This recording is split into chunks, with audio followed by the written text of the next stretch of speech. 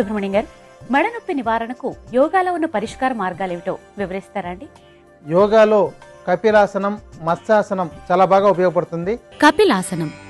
ఈ ఆసనం సాధన చెయ్యడానికి ముందుగా కూర్చొని కాళ్ళు రెండింటినీ కొద్దిగా ముందుకు చాచాలి. తరువాత ఎడమ కాలును రెండు చేతుల సహాయంతో పైకెత్తుతూ ఎడమ భుజం మీదుగా మెడపై ఉంచాలి. కుడి చేతిని ఎడమ కాలు మడమపై ఉంచాలి.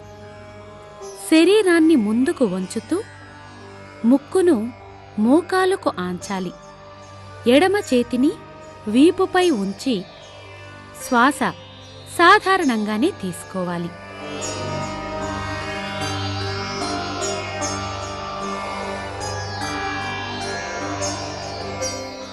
ఇలా ఈ భంగిమలో ఉండగలిగినంత సమయం ఉండి తిరిగి నెమ్మదిగా యథాస్థానానికి రావాలి.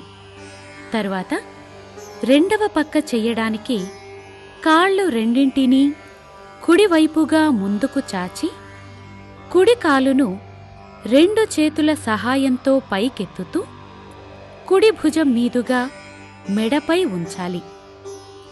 ఎడమ చేతిని కుడికాలు మడమపై ఉంచాలి. శరీరాన్ని ముందుకు వంచుతూ ముక్కును ఎడమ మోకాలుకు ఆంచాలి. కుడి చేతిని వీపుపై ఉంచాలి. శ్వాస సాధారణంగానే తీసుకోవాలి. ఇలా ఈ భంగిమలో ఉండగలిగినంత సమయం ఉండి తిరిగి నెమ్మదిగా యథాస్థానానికి రావాలి. రెండవ ప్రక్రియ మత్స్యాసనం. ఈ ఆసనం సాధన చెయ్యడానికి ముందుగా కూర్చొని కాళ్ళు రెండింటినీ పద్మాసనంలో ఉంచాలి. తరువాత శరీరాన్ని వెనక్కి వాలుస్తూ తలను వీలైనంతగా వెనక్కి వంచుతూ ఛాతీ పైకెత్తి తల మాడును నేలకు ఆంచాలి. చేతులు రెండింటితో రెండు కాళ్ల బొటనవేళ్లను పట్టుకోవాలి. శ్వాస సాధారణంగానే తీసుకోవాలి.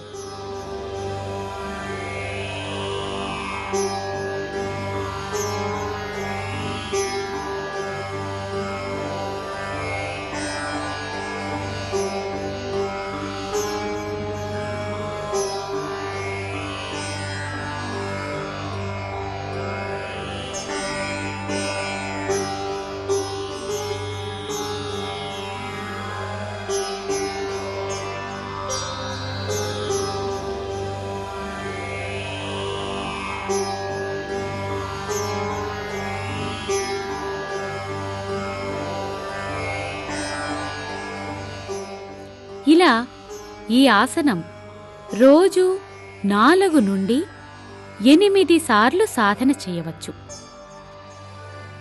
ఇలా ఈ భంగిమలో ఉండగలిగినంత సమయం ఉండి తిరిగి నెమ్మదిగా యథాస్థానానికి రావాలి.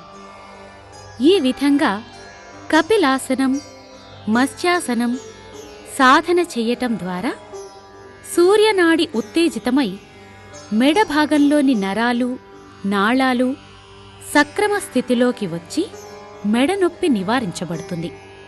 ఈ ప్రక్రియల తర్వాత ధ్యానం చేసి మత్స్యాసనం వేయటం ద్వారా శరీరంలోని అన్ని అవయవాలకు విశ్రాంతి దొరుకుతుంది.